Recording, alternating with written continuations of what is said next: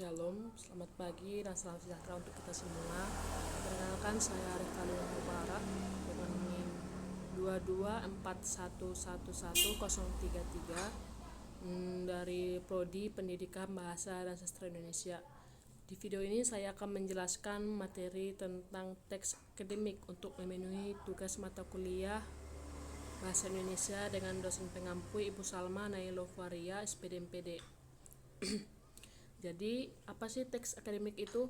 Singkatnya, teks akademik adalah tulisan ilmiah yang disusun secara sistematis, yang isinya itu berupa gagasan, hasil kajian, atau hasil penelitian.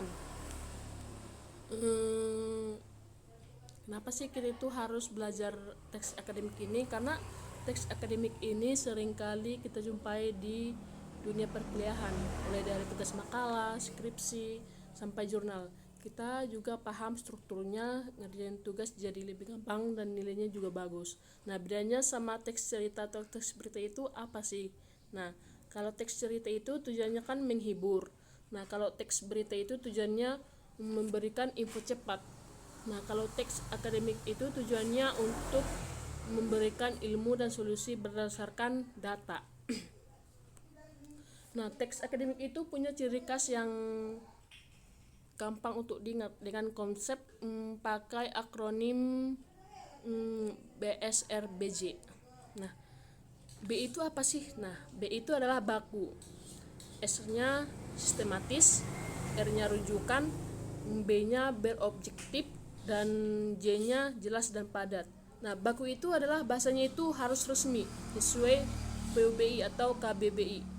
Jadi tidak ada kata gue atau lo dan atau singkatan gak. Gantinya itu adalah saya, anda, dan tidak. Nah, yang kedua adalah sistematis, S.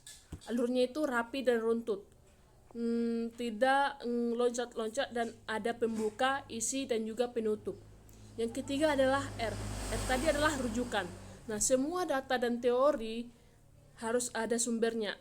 Contohnya, menurut Tarigan 2008 atau data dari Kemendikbud 2022 menunjukkan, nah ini biar dalam tulisan kita itu kredibel gitu, jelas, ada sumber.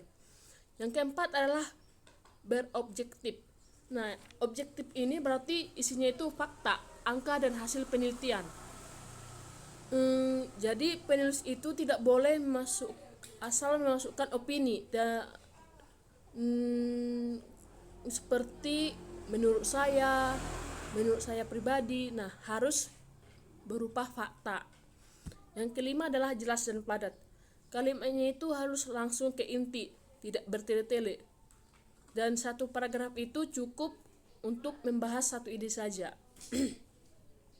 Nah, terus strukturnya itu ada 3 bagian. Yang pertama adalah pendahuluan. Ini bagian pembuka. Isinya itu 3 hal: latar belakang masalah, rumusan masalah dalam bentuk pertanyaan dan tulisan penulisan. Dan tujuannya itu adalah memberitahu pembaca supaya kita itu mau bahas apa dalam artikel tersebut. Nah, yang kedua adalah isi. Ini bagian utama dan paling panjang. Isinya itu pembahasan data, tabel, hasil penelitian, dan juga hasil analis kita. Di bagian ini kita itu akan menjawab rumusan masalah tadi yang sudah kita buat di dalam pendahuluan. Yang ketiga adalah penutup. Nah, bagian akhirnya itu isinya cuma 2 hal, simpulan yang menjawab rumusan masalah tadi dan saran yang bisa diterapkan. Dan simpulannya itu tidak boleh ada info baru, harus berdasarkan rumusan masalah dan dari pendahuluan tersebut tadi. Nah, contohnya itu supaya tidak bingung, dan juga contoh judulnya itu pengaruh media sosial terhadap konsentrasi belajar. Nah, pendahuluannya itu bisa kita ambil contohnya kita itu menjelaskan dulu data bahwa contohnya 90% siswa punya HP. Terus rumusan masalahnya itu apakah media sosial itu berpengaruh ke konsentrasi siswa tersebut. Nah, tujuannya adalah untuk mengkaji pengaruhnya.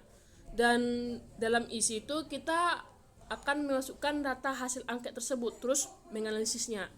Nah, misalnya siswa yang buka HP tiap 10 menit nilainya rata-rata lebih rendah. Dan juga kita bisa mengambil penutup atau kesimpulannya bahwa media sosial berdampak negatif kalau dipakai berlebihan. Dan sarannya bisa kita bersaran bahwa siswa itu harus membuat jadwal khusus untuk belajar tanpa HP. Jadi kesimpulannya, teks akademik itu ialah tulisan ilmiah yang baku, sistematis, dan ada rujukannya, objektif, jelas, dan berstruktur. Demikian penjelasan dari saya. Mohon maaf kalau ada kekurangan. Saya ucapkan terima kasih dan shalom.